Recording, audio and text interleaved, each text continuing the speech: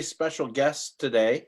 They're special because of their extensive period of experience where they're going to have much to share with us. Let me tell you first about discipleship.org.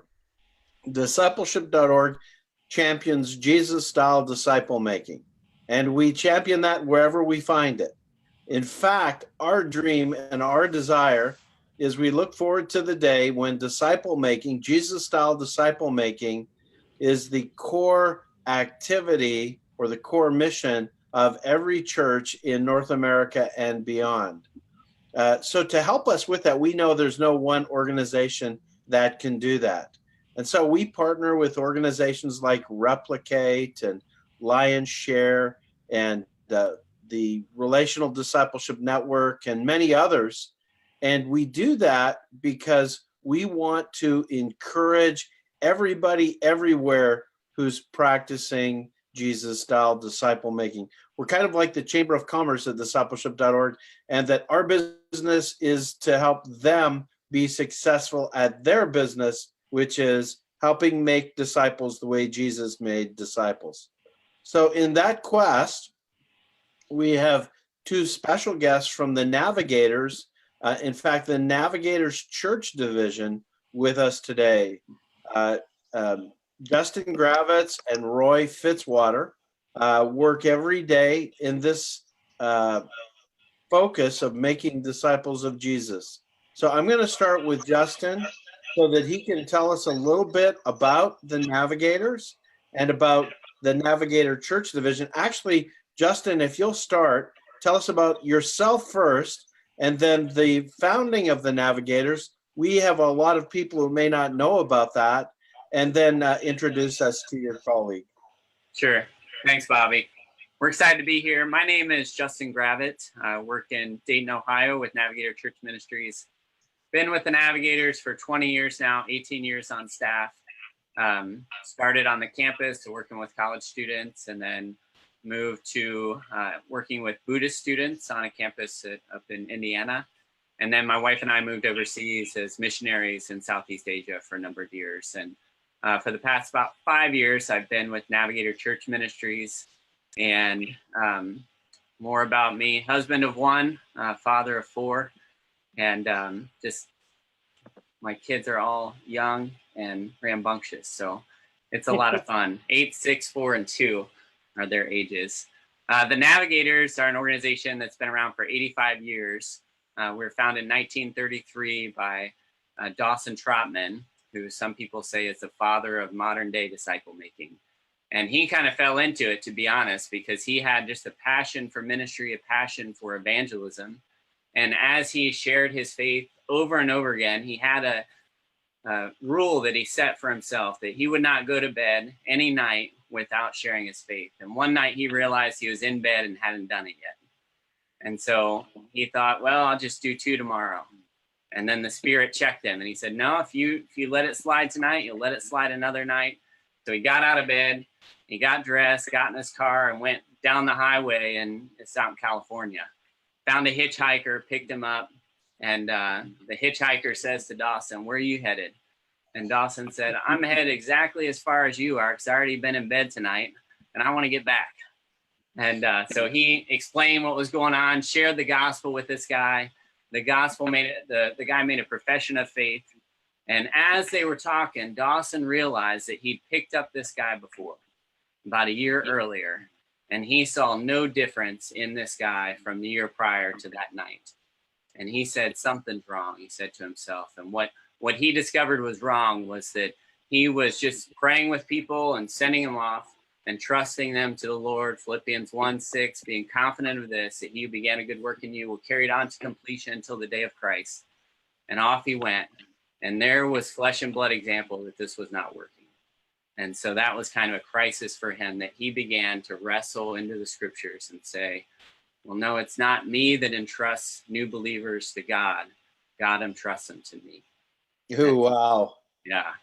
And so that's kind of the start of the Navigators, is when he started to figure that out and started to work with Navy midshipmen that were coming in off the ships, and kind of really blew up a disciple-making movement that through the 40s, 50s, 60s, 70s really expanded through that time. Wow, that's great. Yeah. Well, Justin, will you introduce us to Roy? Roy's had some technical difficulties, so I think he might be able to join us now. Yeah, we're hoping we can hear him. Roy Fitzwater is the National Director for Navigator Church Ministries. He's out in Colorado Springs. So Roy, let's see if we can hear you.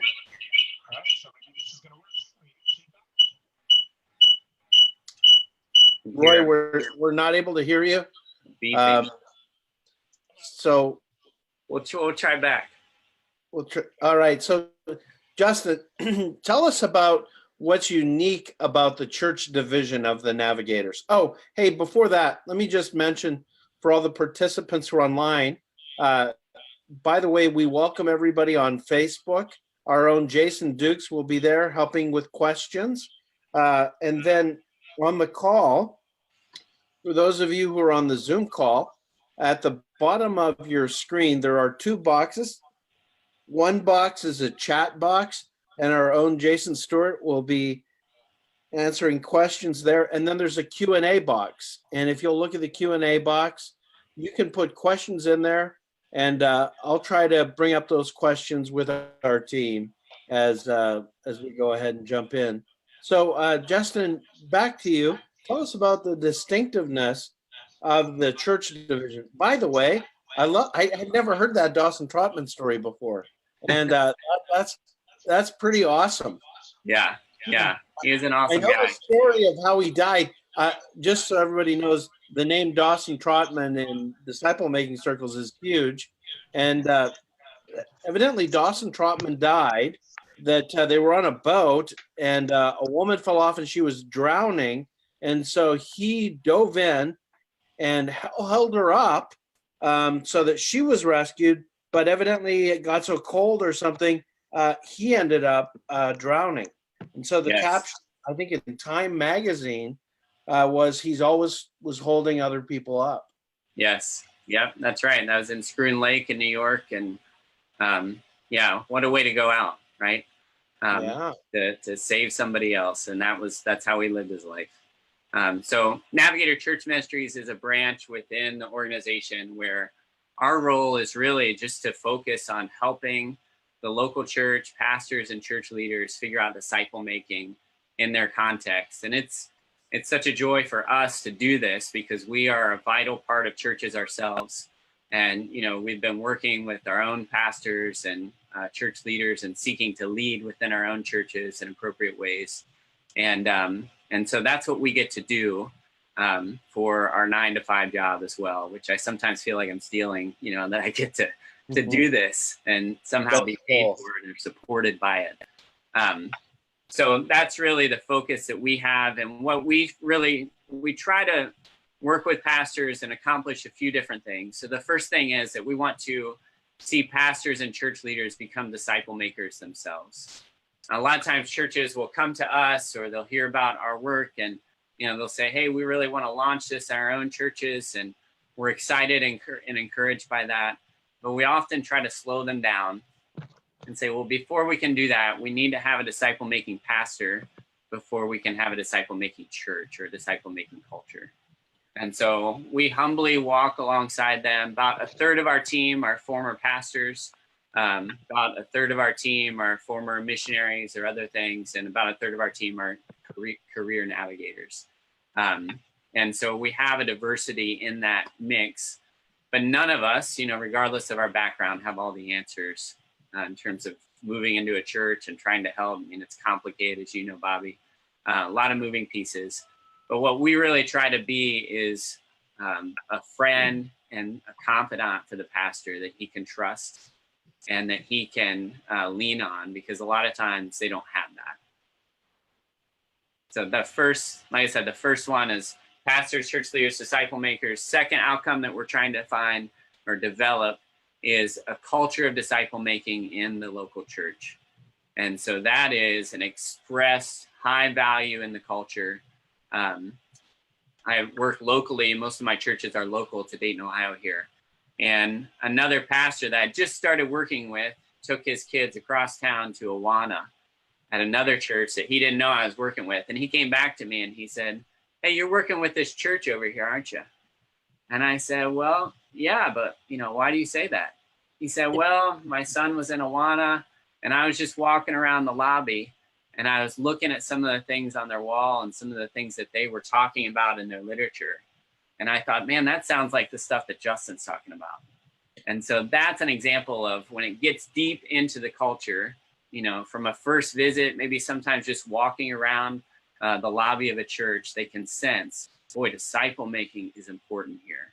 And this is what this church is giving themselves to. So disciple making pastors, a church culture that functions and revolves around disciple making.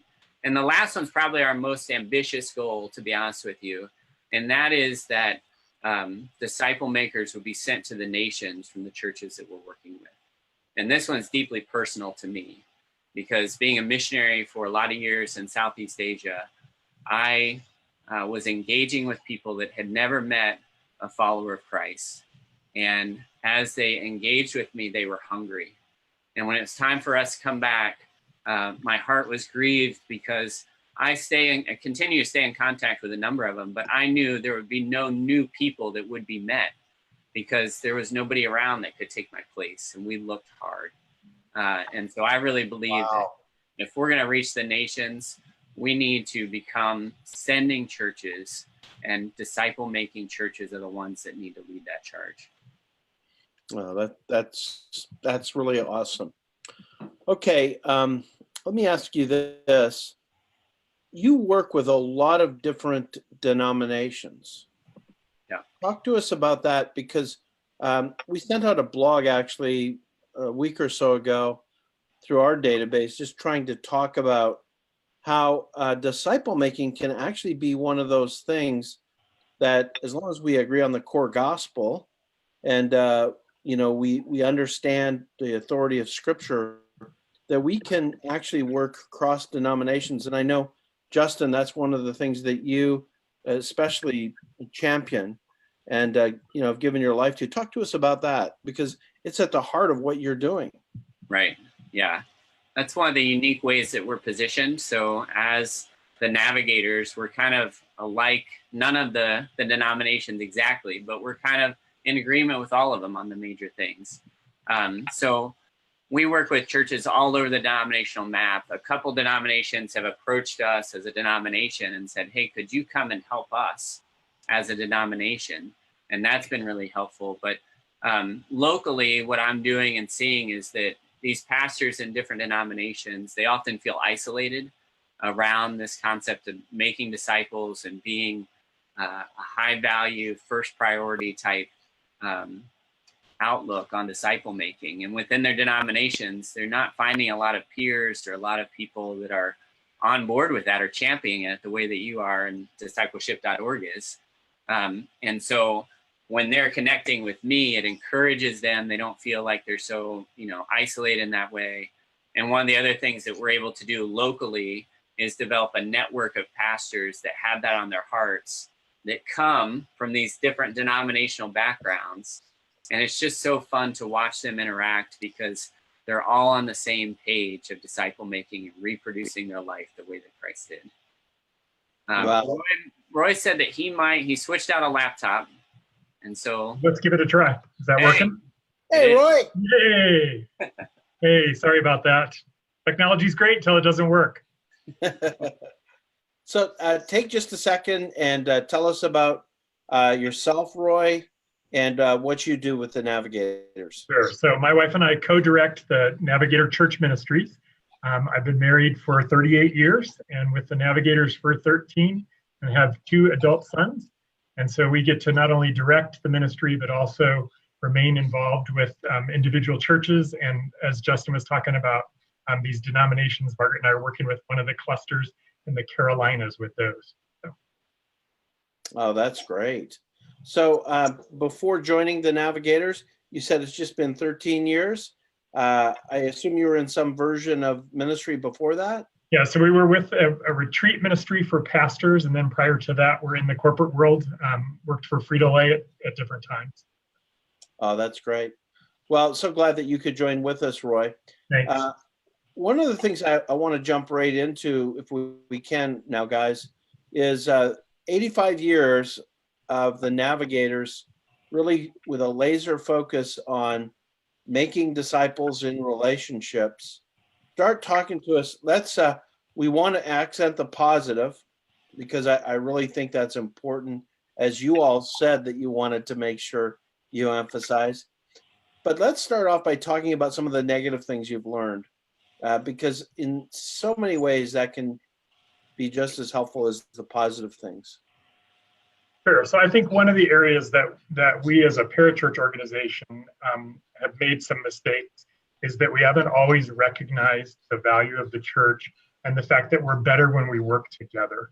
I think that's classic among church and parachurch. There's sort of this suspicion, a little bit of pride. Hey, you're stealing my guy or my gal, some of those kinds of things. And so I think we've really learned a lot about that in the last number of years. The fact that Navigators has a division that focuses on helping churches be intentional about making disciples is certainly a clear part of that.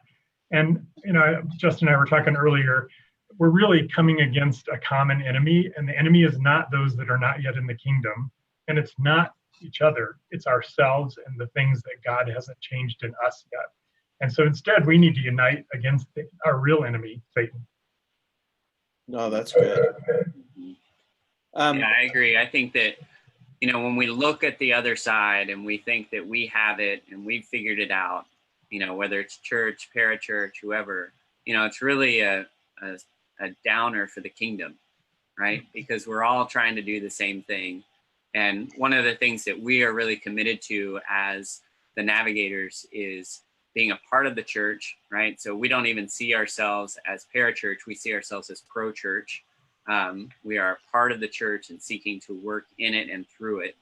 And as I, mentioned a bit earlier, Bobby, just about the nations and sending people to the nations, that is something we need all hands on deck to do. So that was one of the things that over the course of our history, there are certainly places where we can look and say, and we kind of went off the rails there a little bit. That might be too strong of a way to say it, but you know what I'm saying. I do, and I just really appreciate your vulnerability and transparency there, because on the one hand, there's a problem. I'll come back to that in just a second. But on the other hand, what often has happened, going back even to the days of Dawson Trotman, and maybe even more so back then, is the churches weren't doing it. The churches were not making disciples. Mm-hmm. And so if you wanted to, out of frustration, many times people just had to go and do it apart from the local church. And instead, what I hear you saying is, no, it's a partnership where we want to do this in partnership with the local church, because God's plan A is making disciples in the local church. Sure. So thanks for sharing that. Yeah. Talk to us about any other lessons on a negative. Another one that we've been reflecting on, and that certainly is in our history, is performance-driven disciple making. Or another way to say that is discipling just above the waterline. So the waterline being what we can see, right? Our behaviors, our words, our actions. The Navigators really began, high performance. A staff member of the Navigators 60 years ago was expected to pray an hour a day, read the Bible an hour a day, and to memorize a verse a day. Wow. And that was just common. That was just the way it was. And I'm not suggesting that for those people that started that was a bad thing or a wrong thing, because the gospel, I don't think the gospel is opposed to striving, but it's opposed to earning. And so the problem comes when we start to try to put those expectations on other people and make that as like, well, if you're really a disciple, you're going to do these things that, Scripture doesn't indicate. Certainly we need to be reading Scripture and reflecting on it. It doesn't tell us we need to do it an hour a day, right?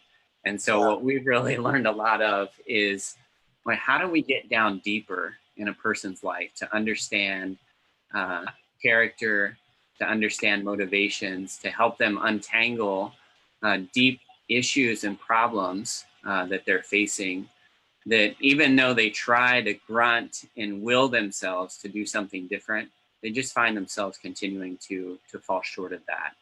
And so how can we come alongside people and help in areas like that? So kind of moving more in a more focused way on not just the above the waterline stuff, but below, not just the performance, but also the heart and the motivations. Boy, that's really good. You know, in the Q&A box, somebody asked the question, Charles did. It says, do the Navigators emphasize prayer with fasting as a component of disciple making? And I think you just said, yeah, we used to emphasize it so much for an hour a day. But now, Right. rather than just focusing on external metrics, we try to get to the heart of the issue. Right. Yeah. That's good. Just Go ahead, Roy. At this point, when we first were considering joining the Navigators, we had a friend tell us, "Oh, you can't be a Navigator. You have a quiet time every day, but it's not 4:30 in the morning. It doesn't count." So, was the historical background on that just a real, almost like a Marines commitment to, to reach people and make the world different? Like, where did that come from? Yeah, I really think that was it. I mean, it grew out of the military, and so people were used to command and control, performance sorts of things. So I think it easily flowed into that. Oh, that makes sense. Yeah, I've heard stories from some older guys when they were trained in the Navs. They were trained on how to fold their socks, and their discipler would come in and check their drawer, and if the socks weren't folded exactly right, the drawer would be dumped, and do it again. But you can see where that would come right out of the militaristic culture. Yeah, that makes sense. Okay, guys, well let's transition and start talking about the positive things that you've learned, that you're sharing, that you're advocating for, you're calling people to. Yeah, we wanted to share about our growing intentional disciple making cultures process. And I think Roy was going to share the screen. Do you have that, or I can? Yep, I got it. Hold on one second. Switch laptops. As he's getting that, what is it, Justin? So this is our process that we help churches through. And so I talked about our 3 outcomes that we're searching for. So the first is disciple-making pastor. The second is a disciple-making culture. And the third is disciple makers are sent out all over the world. And so this is specifically that middle one where we have worked with the pastor enough, or are in the process with the pastor. We see him taking those steps and discipling a few people or one person at least. And then as that happens, then we begin to say, well, what would happen if we started to think about moving this into the culture of the church? I think Roy's going to explain that to us. Yeah, so if you look at the first circle, and this is a process that we work with a church leadership team over about a 3-year period of time, because we're out to grow their culture into being one that is characterized by disciple making. So first, we invest in a leadership core. It's typically the senior pastor, 3 to 5 other folks, a mixture of laity and pastor. And we're really seeking to create disciple makers there. So they have experience doing it. They know how to pass it on to somebody else. And so the goal out of that first circle of the leadership core is leaders who model and can really take that forward into the rest of the culture of the church. And then when we move into the culture, we move to a larger team of folks, usually somewhere between 10 and 25, depending on the size of the church. But cultures are characterized by shared language, values, vision, and pictures. And so that's really what we're trying to develop within a church. Today, most churches have a mission statement and a vision statement. Some even have written core values, but very few of them have a picture of a disciple. So if you are trying to produce a disciple, but you don't know exactly what that is, it makes it very difficult. So during that year, in that circle there, we're really working at producing those 5 things: the purposeful leaders, a picture, a pathway. So one of the things we learned from working with the folks at Reveal is that people want a clear pathway. How do I move and grow as a disciple? And that's true even among millennials. And they want to know, how can I grow in this area and that area? Understanding they're not going to master any of them at any one time, but they want to see progress and growth. And that's actually one of the other things we're doing, is ways to measure progress. But we have more disciple makers today than we did a year ago. And are they deeper in their relationship with the Lord? So out of that, what we're trying to produce is mature believers who are out in their local community. We're sending them out where they live, work, and play. Justin, you want to cover that last circle? Yeah. So as we think about the church, right? One of the things that I consistently face in working with the pastors and then the first leaders that emerge are there's a focus kind of within. And I don't think it's necessary that has to be that way. I'm not suggesting that all churches are that way, but many are, especially the ones that we end up working with. And so we're really pushing the actual normal people. Sorry, I'm losing my phraseology. But the lay people, everyday disciples, everyday disciple makers. Thank you. Is that they are having a ministry of their own, right? Because we believe that God has called them to be disciple makers. We look in Acts 17 where God says that he has determined the time set for us to live on the earth. And so he's picked out of all of eternity the exact years that we're going to be here. And it also says that he determined the exact places where we should live. And so we don't believe it's an accident that you live in the house that you live in, on the street that you're on, in the city that you're in the workplace that you go to.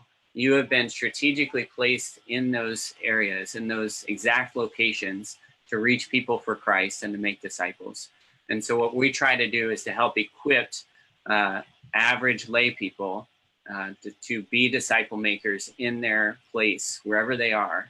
And that's a role really that only they can fulfill, right? Because there might be some overlap at work, there might be some overlap in the neighborhood, but nobody has overlap in every slice of that person's life. And so what we want to do with the church is to help them figure out, well, how do we move as a community, as a faith community, to an outward focus, a missional focus that people can be equipped to go out. Because we often hear, and I think about this a lot, the Great Commission, when Jesus said it to his disciples were ready. And they were so ready, they had to be told to wait, right? Now, wait on the Holy Spirit before you go. But when we talk about it in churches, people nod their heads and then they leave and then they don't do anything. Why is that? I think a lot of it has to come back to the culture that we are grown in. It's the culture that we tend to go in. And so if we're raised in a culture that's informational, where we just look at maturity as knowing certain things, or like I was talking about before with performance, doing certain things, but we don't look at it in more holistically of who are you and are you focused the way that Christ is focused? Then people look around and say, well, what do you mean? Go where? I'm not a pastor. I don't have something to lead. Nobody's asking me to preach. You're not asking me to do a class. And if you did, I wouldn't feel confident enough to do it. And so one of the ways that navigators can help, especially those of us who have never been pastors, is that we can say to them, and we can help the pastor see kind of as a bridge person, well, with my pastor friends, they realize I'm not exactly a pastor. But with my other friends, they realize I'm not exactly like them. But I can function as a bridge. And so with that, we help them, all right, well, how do we reach the people that are around you that God has brought into your life? And what we see is as we orient a culture around that priority, then new Christ followers begin to come in. And so to finish up the illustration here, so we see the arrows. Well, as the arrows come through, the new Christ followers come in, new leaders come into the leadership core, new models emerge, new Christ followers are sent into the community. And so we kind of have a figure 8 pattern that begins to flow from the local church into the community, back through the local church, back into the community. And that's really what we're looking for. You guys, I really like what you've got here. I want to dive down a little bit more into what you're doing with leaders. And again, I just think this is really good. Is this the kind of stuff at the National Disciple Making Forum that you're going to be talking about? So this year at the Disciple Making Forum, we're talking about some aspects of this, but the process in and of itself, we're not going to be spending a lot of time on this year. Last year, we did have a workshop that was focused on that. This year, we really want to lean into this theme of relationships. And so kind of like we mentioned before with performance versus below the waterline, we're having 3 workshops and they're all on the theme of disciple making relationships, get real and go deep. And so the first workshop we're having is we get real and go deep by nurturing people instead of programs. And not to say that programs can't be leveraged in certain ways for the benefit of the kingdom, but many churches are program focused and program centric. And so the focus becomes just getting through the program. And what ends up happening is people are excited about the program, it begins, but they never quite see the transformation that they're hoping for. And so they start the next program. And so what we try to do both with pastors, but also helping to equip both the pastors and the laity to do is how do we develop relationships that help us to model what it looks like to be like Christ in others' lives. You know, not just for an hour or two on Sunday mornings or Wednesday nights, but how do we engage people where they are in a skillful manner? So that's our first workshop. The second one is going to be focused on disciple making relationships, get real and go deep by healing relational pain instead of hiding it. And so when we're in real relationships, there are often real struggles, right? One of the biggest things we face in churches or that we help assist in, and some of our staff, this is what they major on, and 2 of our staff that are leading this workshop are those that major in this, is the conflict that happens between pastors at a staff level, between lay people and their neighbors or workplace, but then the relational pain that we get from those relationships. What do we do with it, right? Because all of us can relate to that. We have it sometimes, and we realize we want to get it out or we want to somehow process it, but we don't know how. We don't have the skills to do that. And so that workshop is going to focus on that. Our third workshop is going to be focused on disciple making relationships, get real and go deep by freeing people instead of sidelining them. And this workshop is focused on helping non-relational people become relational disciple makers. This is something that I have lived, you know, and people have helped me because I am not a people person. I have had to learn people skills and really develop that in myself. But I see over and over again in churches, and sometimes in the life of pastors, where they're relating professionally, but they're not relating personally. They don't want to get deep with people. And so this workshop, we're going to look at, well, what do we do with that? Because most of the time what disciple makers do with that is they just overlook those people and they say, well, I'm going to select somebody else. And part of that is they don't know what to do with them. Part of it is, you know, we have a FAITH acronym. So we've heard of FAT for selection, faithful, available, teachable. Women don't like that one, and some men don't like it. And so there's a FAITH, right? And so FAITH becomes the I is initiative, and the H is heart for God and people. I've never liked, especially the I, because I was not an initiator. Especially in terms of people and leading and stuff like that. But somebody took the time for me to help me overcome things within myself that allowed me to be free to be a disciple maker. And so that workshop's going to be focused on how do we help people like that who really are still called to be a disciple maker and can become that. Well, let me just say, spending time, Justin, with you and Margaret Fitzwater, Roy's wife, which is great because Margaret brings a female perspective that you guys just do a great job. I mean, the whole thing of 85 years, you guys actually are the repository of so many lessons learned that I just think it's fantastic. I think Jason has a little flyer he's going to put on the screen so you can get a discount through the Navigator code. There it is. If you use the discount code Navigate, you can get a pretty significant price off to join us at the National Disciple Making Forum. Okay, Roy, I want to go back to you. And I'll tell you, if you're a church leader, as you were describing what you're doing with the churches, if you would take the screen back and talk to us a little bit about that category with the local church. I think many people will be interested in how you define a disciple and the explicit path that you have? Sure. So because we come in as coaches and not consultants, we don't come in with answers. So what we want to do is engage this leadership team with God and His Word to help define those. So, for example, in a picture of disciple, there's a Bible study. There's no single passage that says a disciple is, but there are lots of passages that give us an idea of what does a disciple need to know, what's their character need to be, what are the things they need to do, what should their vision be. And so working together with a group of folks, we facilitate a process through this Bible study to come up with an actual picture of a disciple.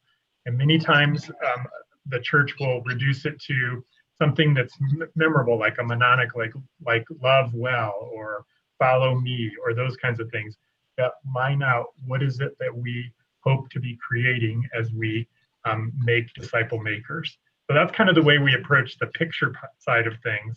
And then the pathway is really around helping things to be clear. So how do I move from brand new believer to beginning to grow in Christ? So some of the things include scripture memory, and there are 5 basic assurances that many times we include, like the assurance of salvation, assurance of answered prayer, assurance of victory over sin, and we encourage believers to learn those. So I'm actually discipling 2 guys right now, and one of them was learning Proverbs 3, 5, and 6, and came to our meeting and just talked about how powerful it was to know that he could go to God and depend on Him for everything in terms of answers, walking with Him, believing that scripture and following it. So. Yeah, that's good. So I just want to go back to, I've heard George Barna describe it this way: people don't need a menu, they need a pathway. Tell us a little bit more about why that's so important, because most churches don't have a pathway, they have a menu. Yeah, in fact, in the early 80s, Margaret and I were part of a mega church in Dallas that called it the cafeteria approach to ministry. And you could come in and pick from, 6 different women's Bible studies and 8 men's and all that sort of thing. But that really becomes confusing. And it's also very difficult to reproduce. So if we're able to give somebody, and it's not a check the box, it's not move from point A to point B, point C, but there's some natural progressions, some ways that we want to grow people up, some of those foundational verses that we want them to learn. And there's certain topics that can wait until later, or, in many ways, it's sort of a just-in-time kind of thing. So I don't need to know about subject X in the Christian walk until maybe I'm facing that. And I'll be much more open to not just learn it, but to apply it. Justin, anything to add to that? No, I totally agree. I think that the pathway really helps us to get to that picture, right? So we really look at the picture as, we put it on the wall or it's out there on the horizon. The pathway is, well, how do we build, a path or a road to get people there so that when people come into the church, wherever they are, we know, okay, well, here's where you start. And then here's the next thing. And we're going to help you grow. And from day 1 or week 1 or whatever it is, we can communicate, this is who we're seeking to become. And I think what you said a little bit ago, Roy, about each church develops that for themselves is really important, because a church in the inner city is going to have a different picture. They're going to emphasize a little bit different things about being a disciple than a church in the suburbs. And one's not right, one's not wrong, but that's who God's asking them to be and creating them to be. And so the pathway then is also going to be a little bit different for each church. So we go in and try to help them develop that for themselves. And so we really function in a coach role in that process. No, that's really good. Hey, just talking about the richness and the depth of the material that you guys have accumulated over all these years. I know that we've talked a little bit, you're going to be sending everybody who's on the webinar or who requests it through our Facebook Live group an ebook. Can you tell us a little bit about that? Again, just appreciate so much these resources. But at the same time, I've got to say, You've done a great job with your diagram and the way you go about a very simple to follow process. So I just commend you guys. Roy, you want to tell me that? Yeah, talk to everybody about the book you're going to be sending out. So the book is a book that focuses on our process, and what it tries to do is it gives you a picture of a church working through the process. And so it's a fictional account of really a conglomeration of a lot of different experiences that we've had with different pastors, but walking through that process of the illustration that Roy explained. And it's an ebook, so it's not super long, but it is enough to get a sense of what would it feel like and look like to work with us and to move this process into your church and to see disciple makers emerge as a result. It focuses on some of the obstacles that we see really often in different churches and how do we get through those. And so we hope it'll be a real help to people out there who are trying to figure it out on their own or who are considering working with us or someone else connected to discipleship.org. Yeah, as you're reading the book, it's really, you're kind of looking over the pastor's shoulder reading his journal. And so as he anticipates meeting with his coach, he shares both concerns and fears as well as what he's looking forward to. And at the back of the book, the 3-circle diagram is there as well. So for anybody that wants to drill down on that a little bit more, other than what was on the shared screen. That's there. Mm-hmm. Oh, that's good. Well, again, everybody, you'll be being emailed by Justin and his team this ebook if you've joined this live webinar. If you're on Facebook, if you put that information in, we'll make sure that they get your email and send that to you as well. I do want to, we have a question that came about in the Q&A box on leadership that I want to ask you guys. But before I do that, if I'm watching this webinar and I say to myself, I'd like to follow up with the Navigator Church Division. Most people didn't even know a church division existed, but I'd like to follow up and get some help as we're trying to make disciples in my church. What's the first and best step, Justin?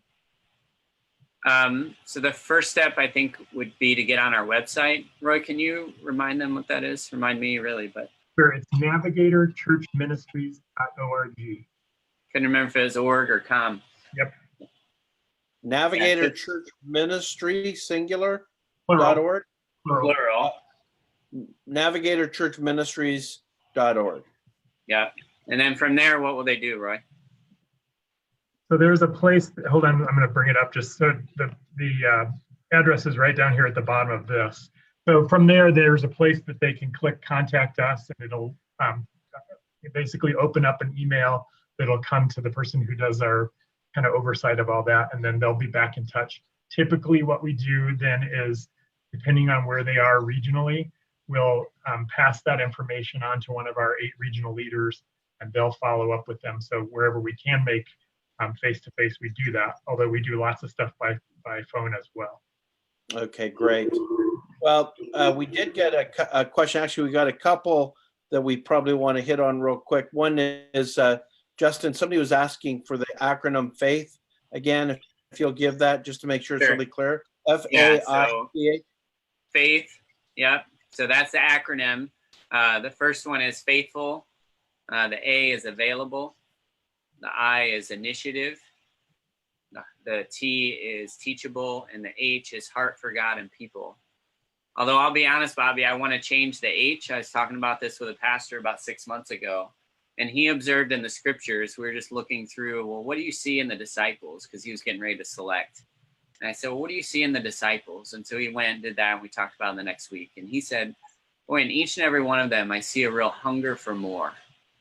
So I really like that a little better, because the heart for God and people, I feel like, should be assumed, right? We wouldn't even be considering them if they didn't have a heart for God, but that they have a hunger for more than what they're currently getting in their church context. So that's pretty good. But you're not allowed, once you're in an organization and have acronyms, you can't change them. It's not allowed. That's a good point. No, I think that's good. The initiative is really helpful. as the disciple maker, as kind of the lead person, because if you have somebody who takes initiative, you're not the one that is every time texting, hey, are we getting it together Monday morning, that sort of thing. If they begin to do that, then it's also kind of proof that they're going to be able to turn around and do that with other folks. So don't underestimate initiative. Boy, that's so good. Okay, I want to get to Terry's question because I think it's a good one. There's a big push on leadership in the church today, leadership pipeline and all of that. How is that different than disciple making or discipleship? So many times, I think with church leaders, we look at the same qualities that we'd look at for a business leader. And that's often how we select elders and deacons and that sort of thing. Where they're great at the bank, they'd be great in our church. I think the difference between that and disciple making is that we really want to be looking at the core practices that Justin talked about earlier.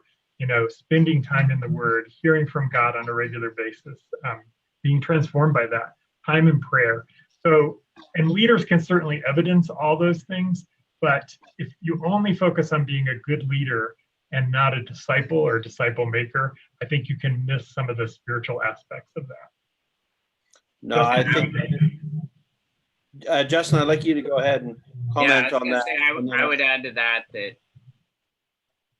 when I was overseas, I realized how much our culture influences the way we think about leading. And, as I looked at Southeast Asia and some of the things that were enviable, the characteristics that were enviable in people, it was, things like being peaceful, trying to build harmony among people. And it was much less of the really being assertive and, being a strong leader and communicating, strongly and being able to do that in large groups and all that's fine. But what it caused me to do was really go back to the scriptures and look at Jesus from a new lens and say, well, how much of my view of Christ or my view of leadership is influenced by my culture and how much is actually what I see in Christ? And so, I offer that just as that helped me so much in looking at and understanding the difference between becoming like him and looking and acting and smelling like him in my relationships, and just doing things because that's the water that I'm in and the air that I'm breathing of the culture. So one other thing to add, I would say, is that disciple making is for everyone, but not everyone is a good leader. So boy, that's good, you guys. Both of those are really, or all three of the things you guys said is really good. I can tell you from the position of spending 3 decades now as a senior pastor of a church, that oftentimes there's so much pressure put on us to do better, that we reach more people, have better programs, that it's very attractive to think leadership development, because leadership development is about efficiency, like you're saying, Justin. Mm-hmm. But everybody may not be a leader, and a lot of times leaders are not true disciples. Nobody's ever discipled them. They might have skills, but they're not being formed organically into the image of Jesus. Mm-hmm. And when I say organically, I don't ever think it's strictly organic. I think it's intentional, but spiritual growth may not equate to leadership development at all. In fact, it's a mistake. I think all three of us would agree. It's a mistake and not biblical to equate leadership development with disciple making and spiritual growth. Yeah, years ago, there was a movie called The Accidental Tourist, and we don't want to make accidental disciples. We want to make intentional disciples. No, that's really good. Well, we just have a few minutes left, so I want to give you both just a chance to say any last things in closing that would be encouraging to those who are joining with us. Roy, I'll start with you. I think part of it is the understanding that everybody is capable of making disciple makers. God did give the gift of evangelism, the spiritual gift, and so some people are especially gifted at that, but there is no spiritual gift of disciple making, and I think that's in part because everybody can do it and is really expected to do it. It's not the Great Commission or Great Suggestion, it's the Great Commission, and God asks us everyone to do that. So if you don't know where to start, find somebody who's more mature in their relationship with God and ask them to walk alongside you and do disciple making. Oh, that's good. Another thing I would add has to do with, the way we talked about successes and slip-ups. It's another thing that we have not always done well in the Navigators, but something that over the past probably 8 years now, we've really been focused on, and that is becoming more diverse. The Navigators have been if you think about Acts 1:8, we've been focused on Jerusalem and the ends of the earth, but we have missed Judea and Samaria. And so those people that are not quite like us, that live around us. And so, I would encourage, disciple makers, those of you who are already discipling, regardless of your ethnicity, skin color, to move outward towards somebody that doesn't look like you, that has a different background than you, and really just begin a friendship and see what God does. Because I've learned in my life, I learn a lot from them, whether or not they follow Jesus or not. I just learn a lot. And I found that they are profit from it as well. One of the things that we've focused on, like I said, the past 8 years is becoming more diverse, because I think it's increasingly important for us to grasp, but also, in our country, that's where we're going. And not only our country, but that's the kingdom, right? That's where we're going to spend eternity, is with people. Right. Every tribe, tongue, nation are going to be with us there. And so that's a big thing that we have focused on internally and that we've been learning. But I think that all of us, especially here in America, we can grow into that. Oh, that's great. Well, I want to thank you both for being with us. I think it's really been a good thing. And I'll look forward to being with you guys and hopefully many people on the webinar in actually 4 weeks from today at the National Disciple Making Forum. So Bobby, God bless thank you. Thanks for having us, and thanks for all you guys are doing. Yeah, so appreciate all that you're doing to advance disciple making all around the country. Thanks. It's our pleasure. God bless. Thanks, Bobby. See ya. All right, thanks. Bye.